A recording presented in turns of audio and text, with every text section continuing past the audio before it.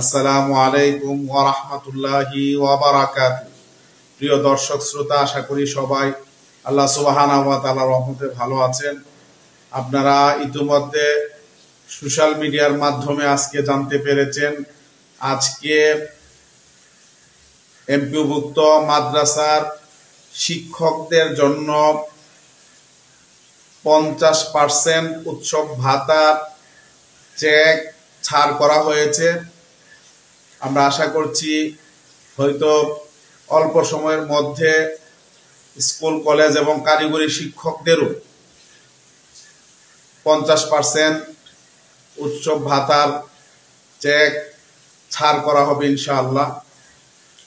এটা আমাদের জন্য অত্যন্ত আনন্দের, বিশেষ করে যারা আমরা উৎসব ভাতার এই আন্দোলনটিকে আমরা দীর্ঘদিন ধরে করে যাচ্ছি। বিশেষ করে 2021 সালে এই উৎসব ভাতার দাবিতে, শতভাগ উৎসব ভাতার দাবিতে নিজের আত্মীয় স্বজন, আপনজন, স্ত্রী, সন্তান, কাছের মানুষদেরকে বাড়িতে ফেলে রেখে যে সমস্ত সহযোদ্ধারা জাতীয় প্রেস ক্লাবের সামনে ঈদের দিন মানববন্ধন করেছিলেন, মাউশিতে ঈদের নামাজ আদায় করেছিলেন, আজকের এই আনন্দের দিনে আমি তাদেরকে কৃতজ্ঞতার সাথে স্মরণ করতে চাই। আমরা এই উৎসব ভাতাটি বৃদ্ধির লক্ষ্যে শতাধিক এমপি মন্ত্রীকে আমরা স্মারকলিপি দিয়েছিলাম। অসহনীয় পরিশ্রম আমরা করেছি। এই পরিশ্রমের সাথে যারা যুক্ত ছিলেন, আজকের এই আনন্দের দিনে সকলকে আমরা কৃতজ্ঞতার সাথে স্মরণ করছি এবং সকলের অবদানকে আমরা কৃতজ্ঞতার সাথে স্মরণ করতে চাই। প্রিয় সহযোদ্ধা বৃন্দ, আসলে এই 12ই ফেব্রুয়ারি থেকে যে আন্দোলনটি হয়েছে, এই আন্দোলনটি যদি না হতো আজকে হয়তো উৎসব ভাতা বৃদ্ধির প্রজ্ঞাপনটি আমরা পেতাম না। উৎসব ভাতা 25 থেকে 50% করা হয়েছে। এর মাধ্যমে শিক্ষকদের কিছুটা হলেও ঈদ উদযাপন সহজ হবে বলে আমরা বিশ্বাস করি। আমি আজকের এই আনন্দের দিনে সর্বপ্রথম ধন্যবাদ জানাতে চাই এই অন্তর্বর্তীকালীন সরকারকে,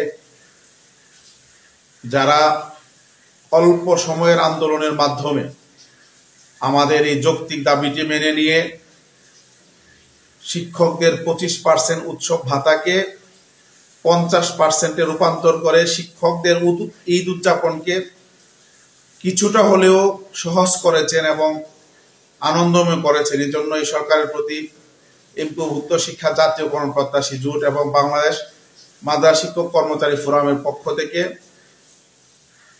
এবং সারা বাংলাদেশের সকল এমপিওভুক্ত শিক্ষকদের পক্ষ থেকে আমরা কৃতজ্ঞতা জানাচ্ছি।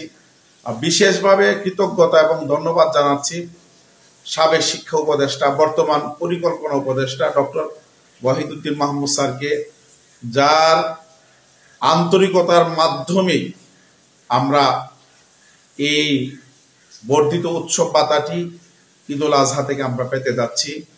আল্লাহ তাআলার দরবারে তার নেক হায়াত কামনা করছি এবং আরো অন্যান্য যারা এই উৎসব ভাতাটির দ্রুত প্রজ্ঞাপনের ব্যাপারে কাজ করেছেন তাদের প্রতি কৃতজ্ঞতা প্রকাশ করছি।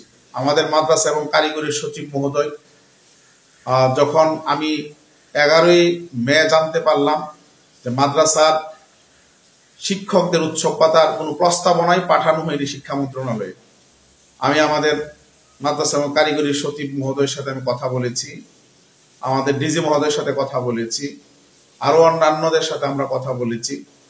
সবাই অত্যন্ত আন্তরিকতার সাথে বিষয়টি নিয়েছেন এবং 13 তারিখের মধ্যে আমাদের এই প্রস্তাবনাটি শিক্ষা মন্ত্রণালয় থেকে অর্থ মন্ত্রণালয়কে পাঠিয়েছেন এবং খুব অল্প সময়ের মধ্যে অর্থ মন্ত্রণালয় থেকে আমাদের উৎসব পাতার ব্যাপারে তারা সম্মতি দিয়েছেন এবং আজকে অধিদপ্তর আমাদের চেক ছাড় করেছে। এই প্রক্রিয়ার সাথে যারা জড়িত ছিলেন সকলকে আমরা ধন্যবাদ জানাতে চাই। আমি সারা বাংলাদেশের এমপিভুক্ত শিক্ষক ভাইদেরকে বলতে চাই, যদি আমাদের আন্দোলনে আপনাদের স্বতঃস্ফূর্ত অংশগ্রহণ থাকতো, আমি হলফ করে বলতে পারি নিঃসন্দেহে এই ঈদে আপনারা শতভাগ উৎসব পাতা পাইতেন। কিন্তু দুঃখজনক হলো সত্য, 6 লক্ষাধিক শিক্ষক এবং কর্মচারীর প্রতিনিধি হিসাবে আমাদের উপস্থিতি খুব কাঙ্ক্ষিত ছিল না। আমি আপনাদেরকে এটুকু বলতে চাই, অনেকে বলেছিলেন যে এই সরকারের কাছে আমরা কিছুই চাই না, আবার অনেকে বলেছিলেন এই সরকার কিছুই দিতে পারবে না। সরকার এটা ভুল প্রমাণ করেছে, আমরা এটা ভুল প্রমাণ করেছি। সরকার ইতিমধ্যে আমাদের উৎসব পাতা বর্ধিত করেছে এবং এই সরকার যা দেবে আগামী 2 টার্মে নির্বাচিত সরকারও দিতে পারবে না। আপনারা ইতিমধ্যে শুনেছেন সরকার শিক্ষকদের জীবন মান উন্নয়নের জন্য মেগা প্রকল্প তারা গ্রহণ করেছে এবং আগামী বাজেটের প্রতিফলন হবে। আগামী বাজেটে আমাদের বাড়ি ভাড়া, আমাদের মেডিকেল ভাতা এগুলো বাড়তে যাচ্ছে এবং আমাদের শ্রান্তি বিনোদন ভাতা নামে একটি নতুন ভাতা আমাদের জন্য যুক্ত করার ঘোষণা ইতিমধ্যে দিয়েছেন সাবেক শিক্ষা উপদেষ্টা মহোদয়। তো এই জন্য আপনাদেরকে বলবো, সত্যিকার অর্থে যারা শিক্ষকদের জন্য কাজ করে তাদেরকে চিহ্নিত করুন, আর যারা পদ পদবি ব্যবহার করে নিজের আখের গোছানোর জন্য কাজ করে তাদেরকে চিহ্নিত করুন। তাহলেই যে বৈষম্যগুলো আছে এগুলো থেকে হয়তো আমরা মুক্তি পেতে পারবো। আর এগুলো চিহ্নিত যদি আমরা করতে না পারি তাহলে হয়তো আমরা মরীচিকার পেছনে দৌড়াবো, আমরা আমাদের বৈষম্যগুলো থেকে হয়তো আমরা মুক্তি পাবো না। আমরা ইতিমধ্যে সিদ্ধান্ত নিয়েছি, আমরা জাতীয়করণ প্রত্যাশী জোটের কমিটি আমরা সারা বাংলাদেশে দেব। ইতিমধ্যে আমরা অনেক জেলায় আমরা কমিটি ঘোষণা করেছি। সারা বাংলাদেশের এমপিভুক্ত শিক্ষকদের সহযোগিতা চাই যে আপনারা, আমরা যাতে প্রত্যেকটা জেলা উপজেলায় কমিটি ঘোষণা করতে পারি, আপনারা আমাদেরকে সহযোগিতা করেন। আমি বাংলাদেশ মাদ্রাসা শিক্ষক কর্মচারী ফোরামের অনেকগুলো জেলা কমিটি ইতিমধ্যে ঘোষণা করেছি, অনেকগুলো উপজেলা কমিটি ঘোষণা করা হয়েছে। প্রত্যেকটি জেলা এবং উপজেলায় বাংলাদেশ মাদ্রাসা শিক্ষক কর্মচারী ফোরামের কমিটি আমি গঠন করতে চাই। এই ক্ষেত্রে বাংলাদেশের মাদ্রাসা শিক্ষকদের সহযোগিতা চাই। আশা করি আপনারা সহযোগিতা করবেন, আর সহযোগিতা যদি করেন তাহলে আগামী দিনে আমরা আরো শক্তি অর্জন করে পূর্ণ শক্তি নিয়ে আমরা মাঠে নামতে পারবো এবং আমাদের দাবি দেওয়ার ব্যাপারে আমরা বলিষ্ঠভাবে সরকারের কাছে হয়তো আমরা আমাদের দাবি দাওয়াগুলো আমরা উপস্থাপন করতে পারবো। এই ক্ষেত্রে আপনাদের সহযোগিতা চাই। আরেকটি বিষয় একটু বলতে হয়, সেটি হচ্ছে কর্মচারী ভাই বোনেরা, আপনারা ইতিমধ্যে লক্ষ্য করেছেন আপনাদের ব্যাপারে আমি এখন পক্ষেও লিখি না, বিপক্ষেও লেখালেখি করি না। কারণ আপনাদের মধ্যে কিছু কর্মচারী চরম পর্যায়ের বেয়াদব, তারা আমাদেরকে বিনা অপরাধে কাঠগড়ায় দাঁড় করিয়ে অশ্লীল ভাষায় আমাদেরকে আক্রমণ করেছে সোশ্যাল মিডিয়ায়।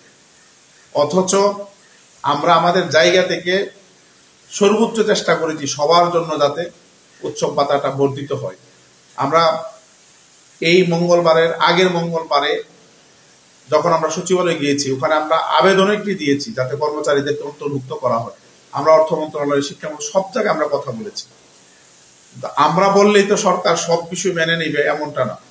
আপনারা বিনা অপরাধে আমাদেরকে সোশ্যাল মিডিয়া অপরাধী বানিয়েছেন, কাঠগড়ায় দাঁড় করিয়েছেন, অশ্লীল ভাষায় আপনারা আমাদেরকে গালি দিয়েছেন। এই জন্য আমি ইচ্ছা করেই এখন আপনাদের পক্ষেও লিখি না, বিপক্ষেও লিখি না। কারণ পক্ষে লেখলে আপনারা গালি দেন, বিপক্ষে লেখলে আপনারা গালি দেন। এই জন্য আমি আপনাদেরকে নিয়ে আসলে আর চিন্তা ভাবনা করতে চাই না। আপনারা সারা বাংলাদেশে প্রচুর পরিমাণ কর্মচারী আছেন, আপনারা নিজেরা সংঘবদ্ধ হন, ঐক্যবদ্ধ হন, সংঘবদ্ধ হয়ে ঐক্যবদ্ধ হয়ে আপনারা আপনাদের আন্দোলনের মাধ্যমে আপনারা আপনাদের দাবি আদায় করে নেন। আমাদের কোনো আপত্তি নেই। সরকার যদি আমাদেরকে 50% দেওয়ার পর আপনাদেরকে যদি 100% করে দিই, আমি অন্তত ব্যক্তিগতভাবে আমি এখানে কোনো রকমের সমালোচনা করব না, বরং আমি অ্যাপ্রিসিয়েট করব। কারণ আপনাদের বেতন ভাতা অনেক কম, আপনাদেরকে দেওয়ার দরকার ছিল। আপনাদেরকে যদি আমি বলি যে আপনারা যে পান নাই, আমরা অনেক হতাশ হয়েছি, এটা আমাদেরকে অনেক আহত করেছে, এটা বললো আপনারা আমাদেরকে গালি দিয়ে। এই জন্য আসলে আমরা আপনাদের পক্ষে বলবো নাকি বিপক্ষে বলবো এখন আমরা স্থির করতে পারতেছি না আমরা শিক্ষকরা। এই জন্য আমি এই কয়েকদিন ধরে কর্মচারীদের ব্যাপারে কোনো কথাবার্তা বলি না। আপনারা যদি সোশ্যাল মিডিয়া এগুলো অব্যাহত রাখেন, আগামী দিনে হয়তো আমরা কর্মচারীর শব্দ আমরা মুখে আনবো না। আপনারা স্বাধীনভাবে আপনাদের সংগঠন তৈরি করেন, পরে আপনারা আপনাদের দাবি দেওয়া আদায় করেন।